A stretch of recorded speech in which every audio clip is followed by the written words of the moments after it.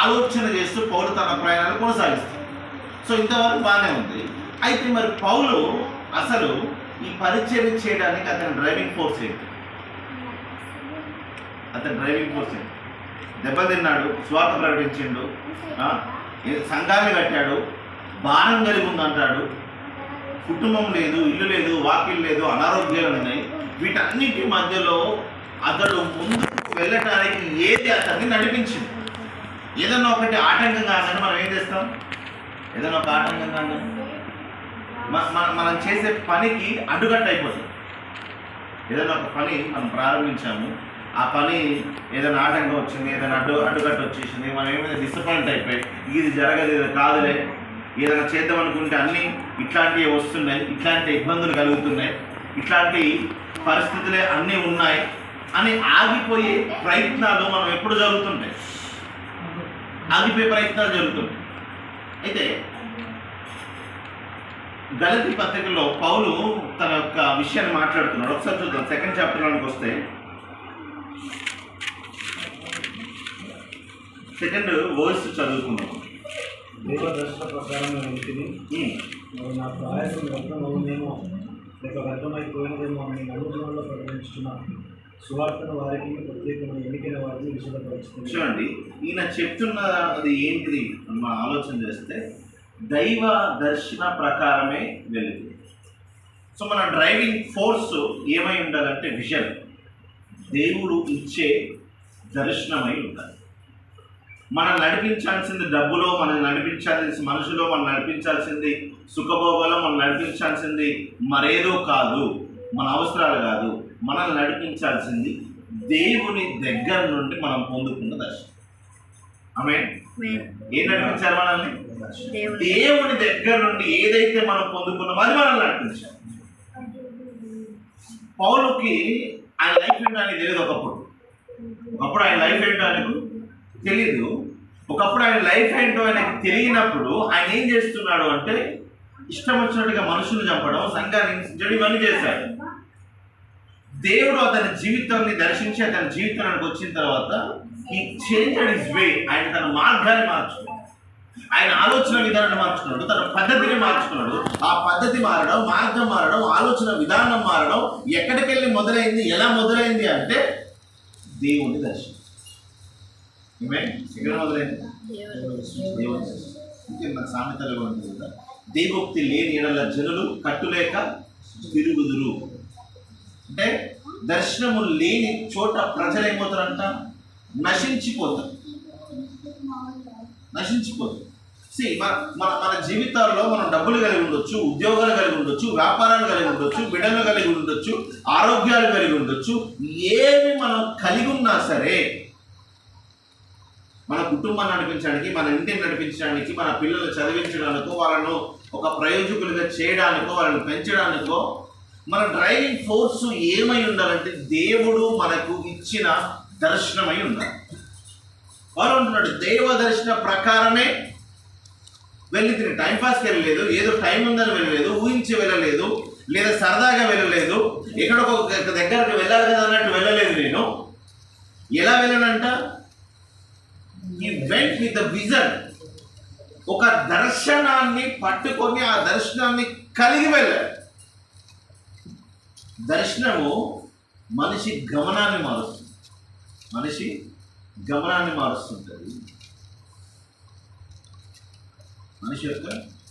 మారుస్తుంది. ఈవెన్ అబ్దుల్ కలాం కూడా ఒక మాట చెప్తాను, ఎందుకంటే కలండి, ఏ రాత్రి పడుకుని కలలు కాదు, మీరు ఒక కళను కనండి, దాన్ని సాకారం చేసుకోవడం కోసం మీరు ఏం చేయాలి? ప్రయత్నం చేయాలి, కష్టం. ఇప్పుడు ఒక వ్యక్తి ఒక విజన్ కలిగి, ఒక దర్శనం కలిగి, నేను ఇది చెయ్యాలి అనే ఒక సంకల్పాన్ని, ఒక ఆలోచనను ముందే కలిగి ఆ ఆలోచన కొరకు పరిగెత్తాడు. సో మనము మన జీవితాల్లో భక్తి, విశ్వాసము, ప్రార్థన, కుటుంబాల ప్రేమ, మన సంపాదనలు, ఇవన్నీ ఏంటిది అంటే ఇవన్నీ ఒక భాగమే. వీటన్నిటికంటే మెరుగైనది, ఉత్తమమైనది ఏంటిదంటే దేవుడు ఇచ్చిన దర్శనం వైపునకు మనం పరిగెత్తాం. దేవుడు ఇచ్చిన దర్శనం వైపు పరిగెత్తాం. ఆ దర్శనం వైపు మనం పరిగెత్తడం మొదలు పెడితే మనం పడుతున్న ప్రయాసం వెళ్తాం, రిగ్రెట్ అవ్వము.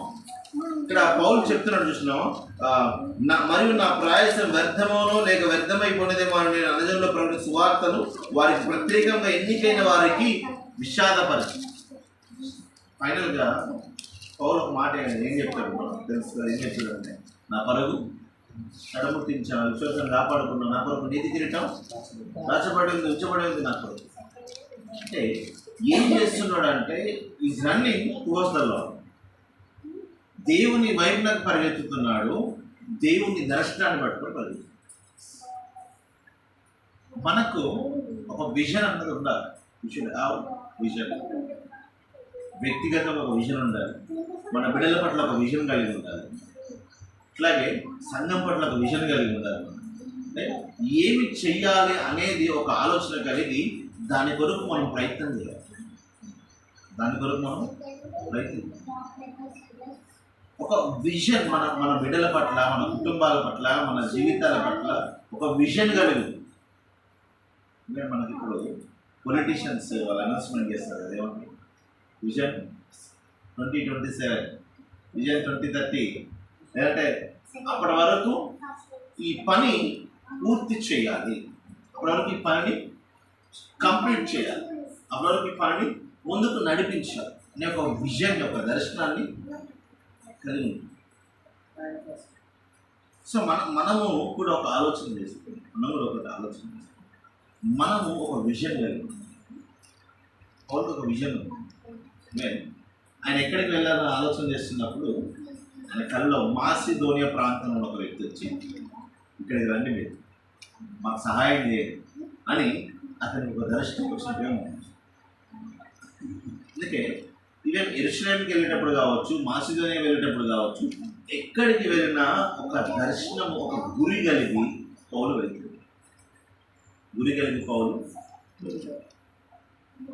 బైబిల్లో దేవుడు ఇచ్చిన దర్శనాలు చాలా మందికి ఉన్నాయి. ఆ దర్శనము ఏం చేస్తుందంటే ఎటువంటి పరిస్థితుల్లోనూ కూడా మనిషి సస్టైన్ అయ్యి సర్వైవ్ అయ్యి దాని గురించి నిలబడడానికి దేవుడు కృప చూపాడు. ఆమేన్. ఫర్ ఎగ్జాంపుల్ మనము యోసేపు గురించిన దర్శనం. యోసేపుకి దేవుడు అతి చిన్న ప్రాయంలోనే కళలను దర్శనాలు వచ్చాయి. ఏంటిది అంటే అల్టిమేట్గా నువ్వు ఏమవుతావు అంటే నువ్వు ఒక రూలర్ అవుతావు, నువ్వు ఒక పరిపాలకుడు అవుతావు, నీ తల్లి, నీ తండ్రి, నీ కుటుంబం అంతా సహా నీ దగ్గర మోకరిల్లుతుంది అనేది దేవుడు చూపించి ప్రయత్నం చేశాడు.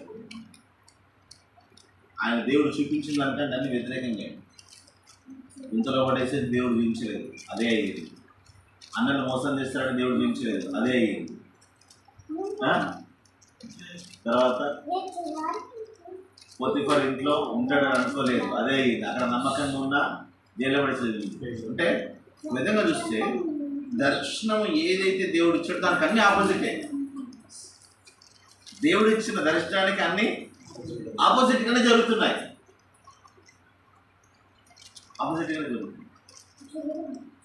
ఒకటి కాదు, రెండు కాదు, 3, 4, దాదాపు ఒక 5, 6 విషయాలు ఆయన జీవితం అట్లాగే జరిగాయి. ఎవరినైతే రూల్ చేస్తారనుకున్నో ఆ రూల్ చేద్దాం అనుకున్న వాళ్ళు ఏం చేశారు, ఈయన రూల్ చేశారు. ఎవరినైతే ఈయన పరిపాలించాలో అన్నలను, ఆ అన్నలు ఏం చేశారు, గుంతలో పడేశారు, అమ్మేశారు, చచ్చిపోయాడు అని చెప్పేసి వాళ్ళ నాన్నకి అబద్ధం చెప్పారు. అంటే ఇన్ని చేశారు. తర్వాత ఇస్మాయిల్కి అమ్మేశారు. అక్కడేమో పోతిఫర్ ఇంట్లో ఉన్నాడు, ఆ తర్వాత జైల్లో ఉన్నాడు. ఇవన్నీ ఒక్కటి కూడా పాజిటివ్ జరగట్లేదు ఆయన లైఫ్లో. కొంచెం ఏదైనా సరే, ఇప్పుడు మనకు ఒకవేళ క్రిటికల్ కండిషన్లో బెడ్ మీద ఒక పర్సన్ ఉన్నాడు అనుకోండి, కొంచెం కాదు చెయ్యో కదిలిస్తున్నాడంటే ఏదో బతుకుతాడన్న హోప్, నిరీక్షణ అనుకుంటుంది. అవునా? మరి ఆయన లైఫ్ ఎట్లుంది అంటే అసలు ఏమీ లేదు. ఒక వైపు నుండి కూడా కొంచెం కూడా నిరీక్షణ కలిగే పరిస్థితి ఏమీ లేదు. ఉన్న దానికంటే ఇంకొంచెం అధ్వానంగా, కొంచెం లైఫ్ బెటర్ అయింది అనుకుంటే ఇంకొంచెం అధ్వానంగా తయారవుతుంది. చావు తప్పింది అనుకున్నాడు, అన్నలు చంపేకుని గుర్తు చావు తప్పింది అనుకున్నాడు. బానిసగా అమ్మేసి బానిసగా అమ్మేసి. అంటే మనం ఒక విషయాన్ని ఆలోచన చేస్తే దర్శనము నెరవేరే విషయంలో ఆటంకాలు ఉంటాయి. దర్శనం అన్నప్పుడు నెరవేర్చడంలో ఆటంకం. మోషేకి దేవుడు ఒక దర్శనాన్ని ఇచ్చాడు కదా. ఏం దర్శనం ఇచ్చాడు అంటే మందసాన్ని, గుడారాన్ని ఏర్పాటు చేసి ఒక దర్శనాన్ని ఇచ్చాడు. మందసాన్ని, గుడారాన్ని, ప్రత్యక్ష గుడారాన్ని, దేవుని మందసాన్ని, దీన్ని అంతటికి కూడా ఏం చేశాడంటే దర్శనాన్ని ఇచ్చాడు. దేవుడు చూపించాడు ఎట్లా ఉండాలని చూపించిన తర్వాత ఆ దర్శనాన్ని నెరవేర్చుకోవడం కోసం, లేదా ఆ దర్శనం నెరవేర్పు రావడం కోసం కొన్ని సంవత్సరాల టైం పడుతుంది. ఇంకొకటి ఏంటంటే దర్శనం ఎప్పుడు కూడా, ఒక దర్శనాన్ని వ్యక్తిగతంగా మనం ఎప్పుడు నెరవేర్చాం. వ్యక్తిగతంగా మనం ఎప్పుడు కూడా దేవుడు మోషేకి దర్శనం ఇచ్చిండు. మోషే ఇచ్చిన దర్శనంలో ఎవరెవరు పాల్గొన్నారు అంటే బెసాలే అంటే బెసాలే ఎప్పుడు వెళ్ళేదంటే. సో బెసాలే ఒక పర్సన్ ఆయన ఏం చేస్తాడంటే దేవుని మందిరం కొరకు డిజైన్స్ చేస్తాడు. డిజైన్స్ వెండితో, బంగారంతో, అట్లాగే ఐరన్తో, వీటన్నిటితో అక్కడ కావలసిన డిజైన్స్. బెసాలేలకు దేవుడు విచిత్రమైన పని చేయగలిగిన జ్ఞానం ఇచ్చాడు. దర్శనం ఎవరిది? దర్శనము మోషేకి దేవుడు దర్శనం ఇచ్చాడు. మోషే తన దర్శనం ఏదైతే ఉందో బెసాలేలు పంచుకున్నాడు. అకార్డింగ్ టు అంటే తనకు చూపించినట్టుగా ఈయన ఏం చేశాడంటే డిజైన్ చేశాడు. మోషే దర్శనం చూసిండు కానీ మోషే ఆ పని చేయడం రాదు. మోషేకి ఆ పని చేయడం వచ్చాడు రాదు. మరి దేవుడు చెప్తే మోషే చేయొచ్చు. దేవుడు ఏదైనా కృప చేయించి అద్భుతం చేసి మోషే ద్వారా చేయించవచ్చు. బట్ దేవుడు అలా చేయకుండా ఏం చేస్తున్నాడు? బెసాలేలు నేను మాట్లాడను, నాకు మాట్లాడడం చదవదు, నువ్వే మాట్లాడాలి. ఇక్కడేమో ఈ పని కూడా మరి ఎంతసేపు దేవుడు చేయించాడు. ఇట్లాంటి డిజైన్స్ అయిపోయింది ఎంతసేపు దేవుడు. దానికోసం బెసాలేలకు దేవుడు తన స్పిరిట్ ఇచ్చింది, తన ఆత్మ ఇచ్చింది. బెసాలేలు అది చేసేలాగా దేవుడు అంటే ఒక దర్శనం ఉంటేనే ఏదైనా జరుగుతుంది. దర్శనం. సో విజన్ అన్నది, ఒక దర్శనం అన్నది చాలా ఇంపార్టెంట్. మనం పర్సనల్గా అయినా దేవుడు మనకి ఇచ్చిందైనా షుడ్ హ్యావ్ విజన్. మనకి ఈ మాట చాలా చక్కటి మాట. ఏంటిదంటే దైవ దర్శన ప్రకారమే పురుషులకు చూశారు. దైవ దర్శన ప్రకారమే వెళ్ళింది.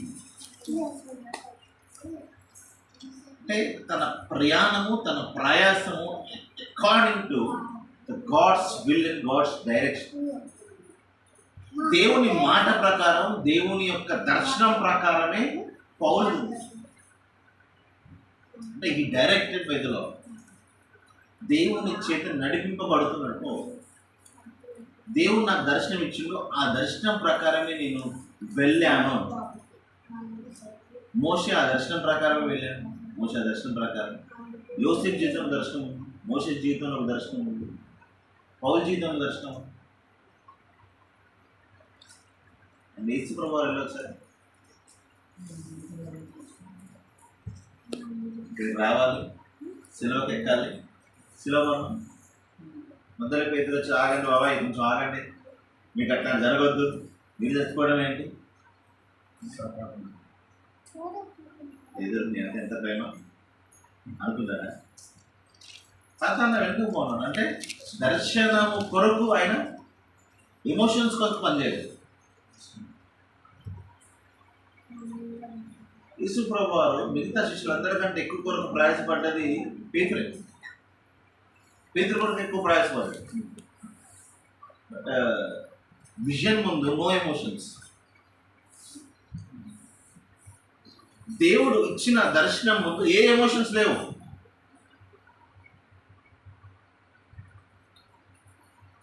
ఆ దర్శనం వైపునకే పరిగెత్తాడు యేసు.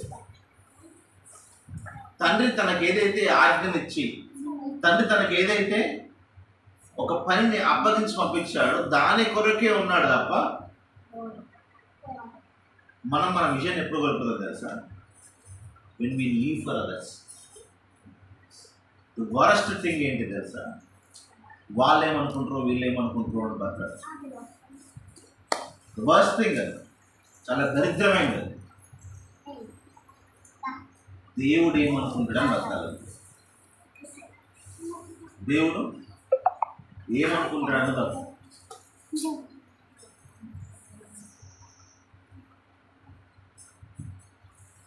మనుషుల ఒపీనియన్స్ ఎప్పుడు ఒకలాగా ఉంటాయి కదా. ఎగ్జాంపుల్, ఈరోజు ఒక ఒపీనియన్ చదువుతా, రేపు వాళ్ళ పట్ల ఒపీనియన్ మారిపోతుంది. ఒకేలాగా ఉంటుందా? ఉండదు. మరి ఒకేలాగా ఉన్న ఒపీనియన్స్ కొరకు మనం ఎందుకు అంతగా ఆలోచన చేస్తున్నాం?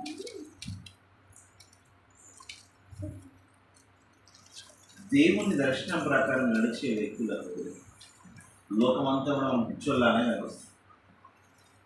లోకమంతా కూడా పిచ్చి వాళ్ళలానే మనం కనిపిస్తాం.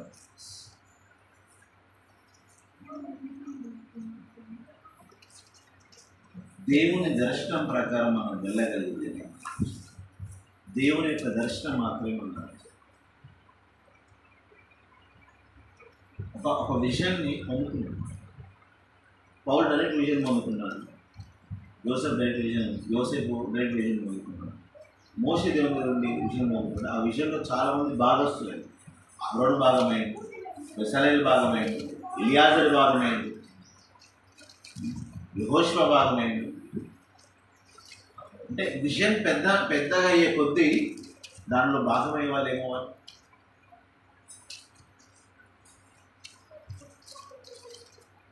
మనం ఒక విజన్ మనం పెడుతున్నాం. ఆ విజన్ మనం ఏం చేయాలి? ఎక్స్టెండ్ చేయాలి, దాన్ని విస్తరింప చేయాలి. సో ఫస్ట్ ఒక విజన్ని మనం కలిగి ఉండాలి. అంటే ఏం చేయాలని. అంటే ఇల్లు కట్టే ముందు ఏం చేస్తారు? ప్లాన్ చేస్తారు, బ్లూ ప్రింట్ చేస్తారు. So we should have some blueprint in our life. మన కెరీర్ కొరకమైన, దేవుని సంఘం కొరకమైన, we should have some blueprint. Vision నిన్ను నడిపిస్తుంది, దర్శనం నిన్ను.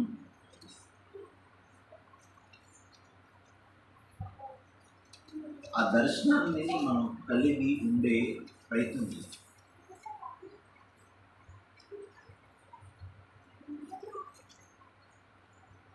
చాలామంది బైబిల్ దర్శనం లేని వాళ్ళు ఉందా?